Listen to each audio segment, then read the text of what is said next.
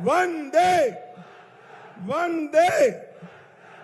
आज की इस विशाल सभा में मंच पर उपस्थित श्रीमान भूपेंद्र सिंह चौधरी, हमारे प्रदेश अध्यक्ष महोदय, बहन दर्शना सिंह जी, श्रीमती साधना सिंह जी, अमरपाल मौर्य जी, अनिल राजभर जी, काशीनाथ सिंह जी, सुशील सिंह विधायक जी, त्रिभुवन राम विधायक जी, रमेश जायसवाल जी, विधान परिषद के सदस्य और मेरे मित्रों, आप सभी को नमस्कार।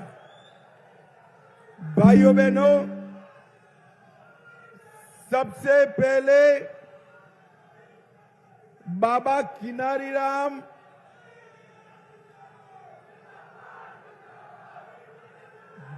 भारत माता की। सबसे पहले बाबा किनाराम और अरे हो गया भैया, सुन लिया, तुझे देख भी लिया, चलो।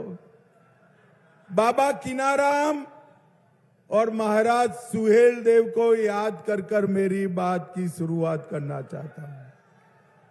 बाबा विश्वनाथ संकट मोचन मंदिर और बाबा किनाराम के आश्रम की इस भूमि को प्रणाम कर कर मेरी बात की शुरुआत करना चाहता हूं। मार्कंडे महादेव, कच्चा बाबा, महोडोरा देवी मंदिर, आनंदेश्वर मंदिर, रेहड़ा भगवती मंदिर और अघोर डंगरिया मंदिर को भी प्रणाम कर कर मेरी बात की शुरुआत करना चाहता हूं। ये जो क्षेत्र है चंदौली का, उसने दो बड़े नेता देश को दिए हैं। एक तो हमारे मोदी जी का एक कर्म भूमि है, कर्म भूमि है, और रक्षा मंत्री राजनाथ जी का जन्मभूमि भी यही है। तो हमारे भारतीय जनता पार्टी के लिए ये बहुत उपजाऊ जमीन है भाई। फिर से एक बार चंदौली की भूमि के लिए जोर से ताली बजाकर स्वागत करिए जरा। चंदौली वालों, देश में 6 चरण का चुनाव हो चुका है। मेरे पास 5 चरण का परिणाम है। जानना है क्या? अरे जोर से बोलो, जानना है क्या? तो सुन लो, 5 चरण में मोदी जी 310 सीट जीतकर सरकार बना चुके हैं और एक छठे और 7वें ने 400 पार कराना है। 400 पार भी कराना है और मोदी जी को तीसरी बार प्रधानमंत्री भी बनाना है। तो चंदौली वालों, बनाओगे क्या? अरे जोर से बोलो, बनाओगे? भाई कैसे बनाओगे? यहां तो हमारे पंडित जी खड़े, पांडे जी खड़े, मोदी जी तो काशी से खड़े। मैं बताऊं रास्ता? देखो, महेंद्रनाथ पांडे के सामने कमल का निशान है। एक कमल के निशान पर बटन दबाते ही पांडे जी को दिया हुआ वोट सीधा नरेंद्र मोदी को मिलने वाला है। भाइयों बहनों, आज मैं कुछ सीधे सवाल करने आया हूं। चंदौली वालों, बताओ, ये पाक ऑक्यूपाई कश्मीर हमारा है या नहीं है? जोर से बोलो, है या नहीं है? ये राहुल बाबा और कंपनी हमें डराती है कि पाक ऑक्यूपाई कश्मीर को न मांगिए, पाकिस्तान के पास एटम बम है, एटम बम। अरे राहुल बाबा, आप इस देश को नहीं जानते हो ना चंदौली वाले डरते हैं, ना भाजपा वाले एटम बम से डरते हैं। भाइयों बहनों, मैं चंदौली की पवित्र भूमि पर कहकर जाता हूं कि पाक ऑक्यूपाई कश्मीर भारत का है, रहेगा और हम उसको लेकर रहेंगे। इसको कोई नहीं रोक सकता। भाइयों बहनों, नरेंद्र मोदी जी ये थे जिन्होंने धारा 370 को समाप्त कर दिया। ये राहुल बाबा उस वक्त भी संसद में मुझे डराते थे, कहते थे 370 मत हटाओ, कश्मीर में खून की नदियां बह जाएगी।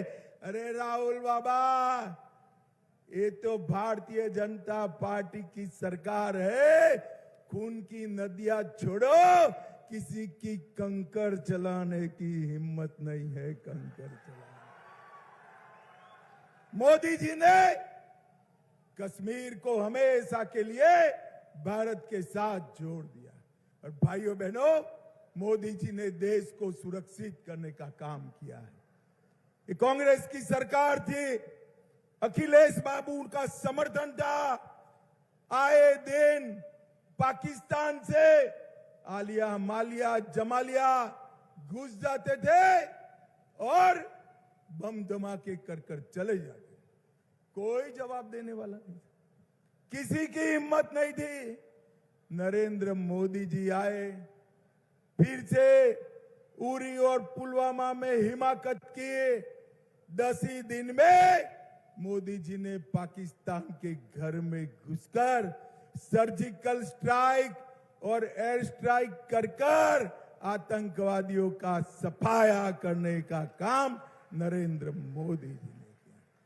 भाइयों बहनों, देश भर की जनता नरेंद्र मोदी जी को चुनने के लिए तैयार बैठी। 4 तारीख को परिणाम आने वाला है। मोदी जी 400 पार करने वाले हैं। और मैं एक और भविष्यवाणी कर कर जाता हूं। 4 तारीख को 2 बजे राहुल बाबा की प्रेस कॉन्फ्रेंस है और वो कहेंगे हम चुनाव ईवीएम के कारण हारे हैं, ईवीएम के कारण।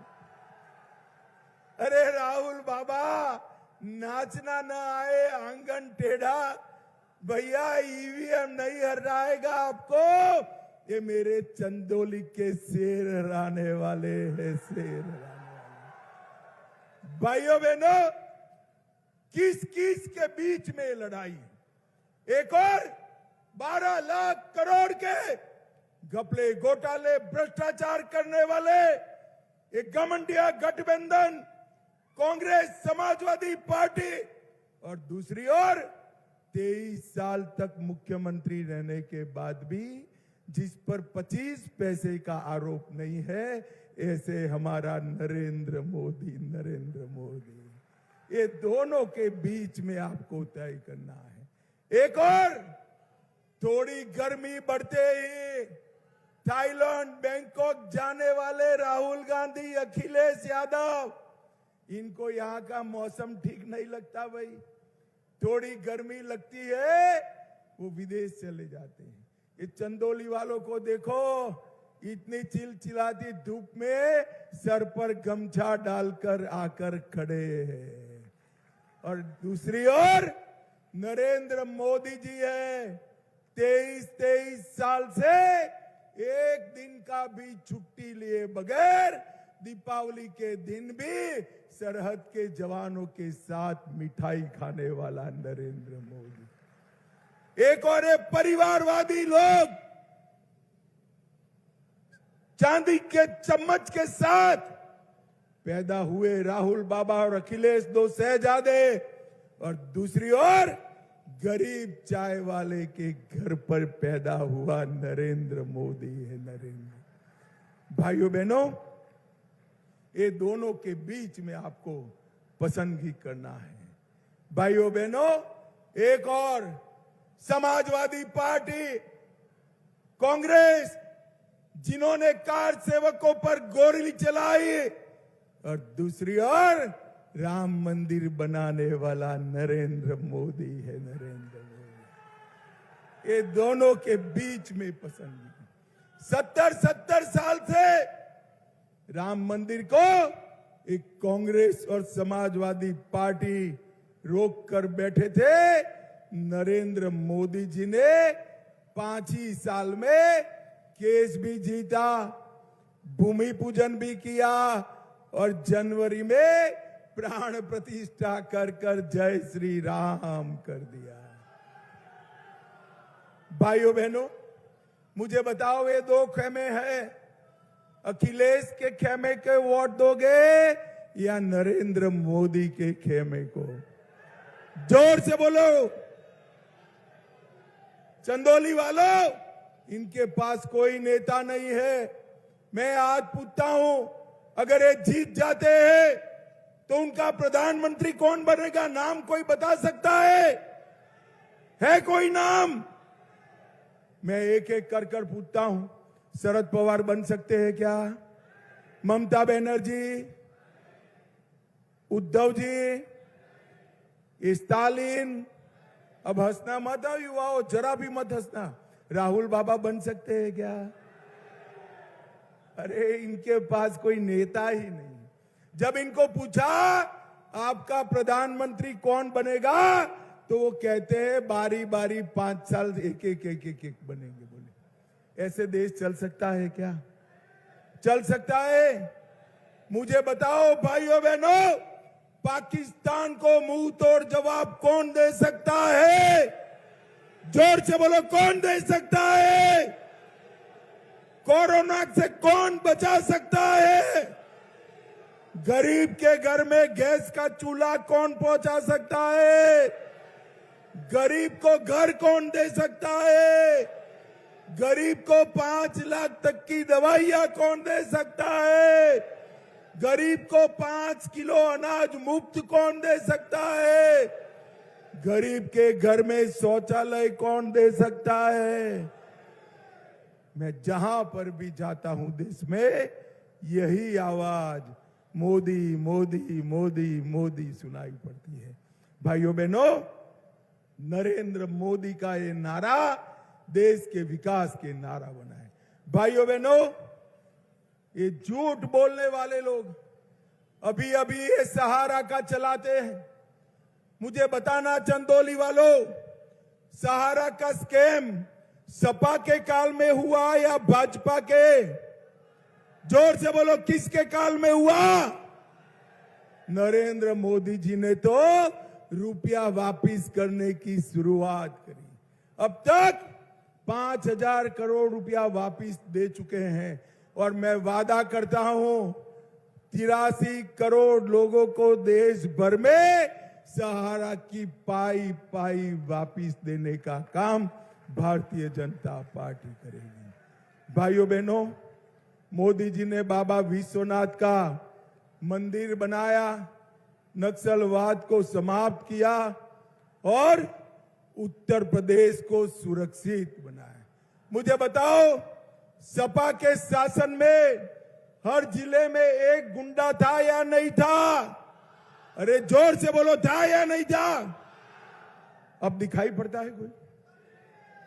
हमारे योगी जी ने गुंडों को उल्टा लटका कर सीधा करने का काम किया है और एक जिला एक गुंडे के सपा के फॉर्मूला को बदलकर 1 डिस्ट्रिक्ट 1 प्रोडक्ट को योगी जी लाए हैं।